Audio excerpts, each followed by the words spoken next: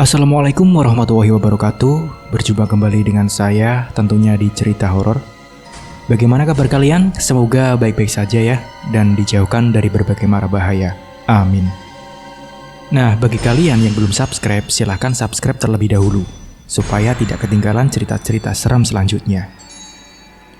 Nah, di video kali ini saya akan membawakan cerita.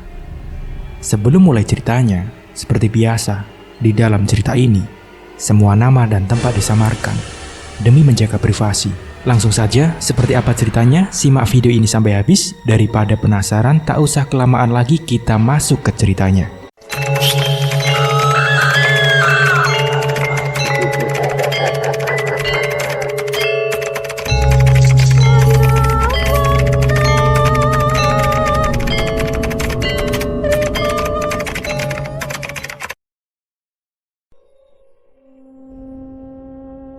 Sore itu sekitar pukul 4 sore. Aku bersiap-siap membereskan beberapa baju dan barang di kamar kos. Aku merupakan seorang mahasiswa di salah satu kampus di kota Semarang. Setiap 2 minggu sekali, aku selalu pulang ke rumahku yang berada di salah satu kota di Jawa Timur. Waktu itu hari Jumat. Memang setiap kali aku pulang, pasti kupilih hari Jumat. Karena selain hari Jumat, kuliahku hanya satu mata kuliah di pagi harinya. Pun juga karena aku selalu percaya bahwa bepergian jauh di hari Jumat itu lebih baik. Saat terjadi sesuatu yang buruk di jalan atau bahkan yang terburuk aku meninggal, setidaknya aku meninggal di hari Jumat. Memang agak konyol logikaku, tapi memang seperti itu prinsipku dari dulu. Seperti biasa, aku membawa beberapa helai baju dan tak lupa membawa laptop serta beberapa buku. Aku berniat memulai perjalanan setelah maghrib. Setelah semua beres, aku langsung mandi. Kemudian menunggu azan maghrib. Setelah azan berkumandang, aku bergegas sholat. Aku mengenakan celana jin dan jaket tebal. Aku gendong tas ranselku. Tak lupa, aku memakai masker, kaos kaki, dan sarung tangan. Bagiku safety reading yang utama. Aku matikan saklar listrik dan kupastikan keran air sudah mati juga. Aku kunci pintu kosku. Tak lupa, aku berpamitan kepada teman sebelah kamarku. Barangkali besok ada teman atau siapapun yang mencariku. Aku menyalakan motorku. Kebetulan, aku menggunakan motor manual karena memang tidak suka motor matic. Motorku pun perlahan mulai melaju, menyusuri gang kecil, kemudian sampai di jalan besar. Untuk sampai di rumahku, aku harus melewati 5 kota. Aku mengambil jalur tengah Pulau Jawa karena lebih cepat sampai. Aku melajukan motorku menuju pinggiran kota Semarang dan mulai memasuki kota B. Dari kota ini, perasaanku mulai tidak karuan. Jantungku terasa berdebar sangat kencang. Padahal malam itu suhu udaranya normal, tidak panas dan tidak terlalu dingin. Angin pun berembus biasa. Sudah 1 jam lebih aku perjalanan. Aku masih di kota B. Malam itu jalanan terasa sangat panjang dan melelahkan. Aku mencoba menepi di sebuah angkringan yang ada di trotoar jalan. Sekitar pukul 7:30 malam. Jalan masih lumayan ramai, meskipun tidak seramai kota Semarang. Aku memesan teh hangat di sana.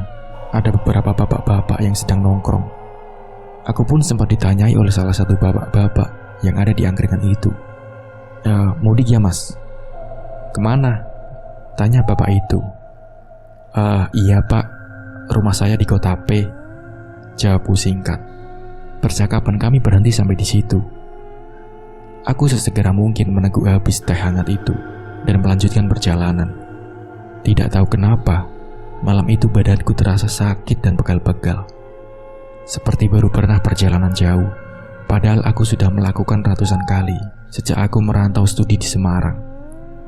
Biasanya aku pulang bersama seorang teman yang kebetulan satu kota denganku, hanya beda kecamatan saja.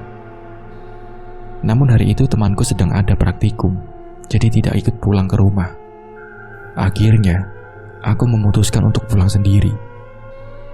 Kota B telah berlalu, berlanjut ke kota selanjutnya. Jalanan sudah mulai sepi, padahal baru pukul 8:30 malam. Hanya ada beberapa kendaraan roda 4 yang kutemui di jalur yang aku lewati.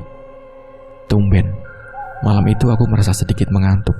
Mungkin karena tadi siang aku tidak sempat tidur. Ku tarik gas motorku sampai maksimal. Karena jalan memang sudah sepi, jadi aku berani ngebut. Aku juga ingin cepat sampai. Setelah melewati pusat kota, aku sampai di jalur yang di kiri kanannya hanyalah hamparan sawah yang baru selesai dipanen. Tiba-tiba saja, aku dikejutkan dengan seekor tikus besar menyeberang begitu saja. Karena aku kaget dan kondisi tidak siap mengerem, tikus tersebut tertabrak olehku dan tubuhnya hancur seketika. Aku turun gas laju motorku, namun bulu kuduku merinding. Tidak ada satupun rumah di sana. Namun beberapa kali aku melihat ada pasangan muda-mudi yang sedang memadu kasih di pinggir jalan. Tidak ada kejadian aneh setelah itu. Sampai akhirnya aku tiba di kota selanjutnya, di kota terakhir di Jawa Tengah yang harus aku lalui. Karena kota ini pun yang cukup ramai dengan beberapa kampus besar yang ada di sana, jadi aku melajukan motorku dengan kecepatan standar. Bahkan di beberapa titik lampu merah masih sangat ramai dan macet. Setiap kali aku pulang, aku selalu paling malas di kota ini. Karena selain jalan rayanya sempit, tatanan kotanya juga berantakan. Setengah jam kemudian, aku sampai di kota selanjutnya, kota pertama di Jawa Timur yang harus aku lalui. Disinilah kejadian-kejadian janggal mulai aku rasakan. Kejadian di luar nalar logika, tetapi begitu nyata. Jam sudah menunjukkan pukul 10 malam. Jalanan di kota tersebut sudah sangat sepi. Jalannya besar dan memang aspal baru, jadi masih sangat halus serta lebar. Bahkan belum ada garis putih tengah jalan dan garis pembatas pinggir jalan. Benar-benar masih hitam mulus. Penerangan di jalan tersebut juga sangat minim. Hanya ada beberapa lampu jalan yang berjarak sekitar 1 km dari satu lampu ke lampu yang lain. Itu pun cahayanya tidak terlalu terang. Sebenarnya aku suka jalur di kota ini. Selain karena jalannya lebar dan halus, di sini juga bukan merupakan jalur provinsi yang biasanya akan ramai truk-truk besar pengangkut barang. Jalur ini memang hanya sebuah jalan aspal yang berkelok, naik dan turun. Di kanan kirinya hanyalah kebun-kebun warga dan kebun pohon minyak kayu putih. Meskipun jalan ini terkesan sepi, namun tidak jarang terjadi kecelakaan, bahkan di siang hari. Mungkin karena medannya yang berkelok lumayan terjal. Aku pun selalu berhati-hati jika melewati jalur ini. Aku tidak berani melajukan motorku dengan kecepatan tinggi. Beberapa menit telah berlalu, masih baik-baik saja. Aku sudah melewati beberapa tikungan. Tidak ada lampu merah di jalur kiri. Saat aku sampai di tanjakan, aku seperti melihat karung menggelinding dari atas melawan arah. Posisi aku sendiri, tidak ada pengendara lain yang lewat. Aku perhatikan baik-baik karung tersebut. Karena jalan cukup berkabut, aku tidak begitu jelas saat melihat dari kejauhan. Saat semakin dekat, ternyata yang menggelinding itu bukan karung, tetapi buntalan putih. Dan ternyata itu adalah pocong. Iya, pocong. Pocong itu menggelinding dari atas menurun ke bawah dengan posisi salto. Entah bagaimana teknis dia salto, tetapi memang begitu adanya. Aku membaca ayat kursi dan surat pendek yang aku hafal. Badanku gemetar, tubuhku berkeringat. Aku tidak bisa melihat wajah sosok tersebut karena aku tidak berani memperhatikan lebih jelas. Aku menancap gas motorku agar cepat berlalu melewati sosok tersebut. Aku sempat beberapa kali melihat ke arah spion, dan sosok yang tadi salto berubah posisi menjadi berdiri di tengah jalan di bawah sana. Dia hanya berdiam diri di sana. Aku benar-benar ketakutan. Aku terus ngebut sampai akhirnya aku menemukan sebuah pom bensin. Satu-satunya pom bensin di jalur ini. Aku memutuskan untuk berbelok dan mengisi bensinku yang kebetulan habis. Meskipun tidak ramai, setidaknya ada beberapa pengendara yang sedang mengisi bensinnya. Aku pun mulai antri. Ada 3 motor di depanku yang sedang antri. Motor di depanku persis memiliki plat yang sama denganku. Dan sepertinya kami satu daerah. Mas-mas itu pun tampak berkali-kali menengok ke belakang ke arahku. Aku sempat merasa curiga dengannya karena wajahnya ketakutan dan gelisah. Setelah mas itu selesai mengisi bensinnya, dia tidak langsung pergi. Dia seperti menunggu sesuatu. Setelah aku mengisi bensin, aku pun menyalakan mesin motorku. Akan tetapi, mas tadi mencegatku. "Mas mau ke kota P?" tanya lelaki itu. "Oh iya mas, gimana mas?" jawabku sembari mendekatkan motorku dengan motor mas itu. Boleh bareng gak mas? Soalnya ini tadi di turunan aku melihat ada pocong menggeliting mas. Aku jadi takut." Aku sangat terkejut. Ternyata dia pun melihat hal serupa dengan apa yang aku lihat. Tetapi aku memilih tidak mengatakan bahwa aku pun melihat hal yang sama, karena aku khawatir justru akan terjadi percakapan yang panjang dan hanya akan menunda kepulanganku sampai di rumah.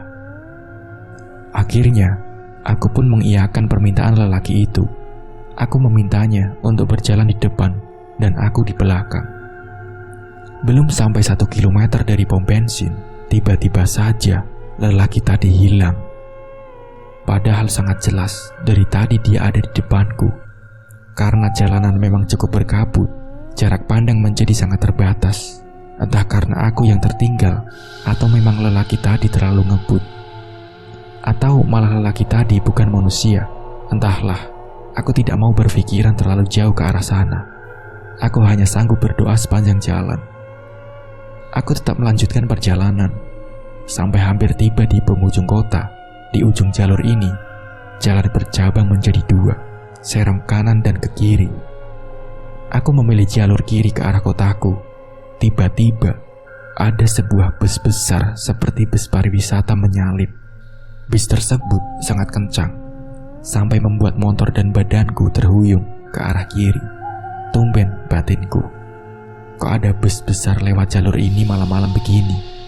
Aku tidak sempat melihat plat nomor bus itu, saking ngebutnya bus itu. Sekira 3 kilometer di depanku, aku masih bisa melihat lampu belakang bus tersebut yang berkedip serta sen sebelah kiri yang menyala. Bis tersebut berhenti sebentar. Aku tidak tahu alasannya, namun dugaanku seperti menurunkan penumpang. Aneh, padahal sepanjang jalur ini sangat jarang ada rumah penduduk. Adapun jaraknya masih sangat jauh dari rumah satu ke rumah yang lain. Sisanya masih kebun-kebun yang tak terawat. Aku tetap melajukan motorku. Sampai jarak beberapa puluh meter, aku melihat perempuan di kiri jalan melambai-lambaikan tangannya seperti hendak menumpang. Aku melihat ke arah spion. Tidak ada satupun kendaraan di belakangku, yang artinya perempuan itu melambaikan tangannya kepadaku. Aku pun memelankan motorku, kemudian berhenti tepat di depan perempuan itu. Dia membawa sebuah koper besar, rambutnya panjang, parasnya cantik. Dia menggunakan setelan celana jeans biru dengan atasan kaos ketat berwarna putih dan jaket kulit warna coklat. Sepertinya pulang dari perjalanan jauh. "Mas, aku numpang ya. Kamu mau ke kota P kan?" pinta perempuan tersebut. Wajahnya sedikit memalas dan agak menggoda. "Lah, mbaknya ini dari mana? Kok sendirian di sini? Sini kan jalur sepi, mbak. Kayaknya tadi kamu naik bis kan?" tanyaku menyelidik. "Udah mas, nanti di jalan tak ceritain. Yang penting sekarang tolong aku dulu ya mas. Nanti tak bayar. Nggak gratisan kok ini." Perempuan itu sedikit mendesak. Belum sempat aku menjawab, dia sudah naik di boncenganku. Dia meletakkan kopernya di tengah. Untung saja bodi motorku cukup besar, jadi tidak terlalu sempit ketika perempuan tadi meletakkan kopernya di tengah. Dengan sedikit berat hati, aku pun menjalankan motorku. Sebenarnya aku sedikit takut hendak menyetujui permintaan perempuan asing tadi. Bukan apa-apa, karena waktu itu sedang marak modus begal motor yang seperti itu.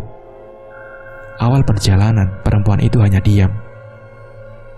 "Mbak, kamu ini mau kemana? Kok ya asal bonceng-bonceng saja?" tanyaku membuka obrolan. Waktu itu aku fokus ke depan. "Udah mas, pokoknya anterin aku aja. Rumahku di desa J. Nanti masnya tak kasih tahu arahnya. Jawab perempuan itu ketus. Aku tidak berani menanyakan hal lain, karena sepertinya dia agak capek dan sedang ada masalah. Beberapa kali aku melihat ke spion, memastikan perempuan tadi masih ada di boncenganku dan tidak hilang. Aman batinku. Berarti dia manusia sungguhan. Rasanya akan sangat lelah jika ternyata dia bukan manusia asli. Sebentar lagi aku memasuki pusat kotaku. Perempuan itu menepuk pundak kananku dan memberi kode untuk belok ke kanan di perempatan kecil. Aku pun menurutinya.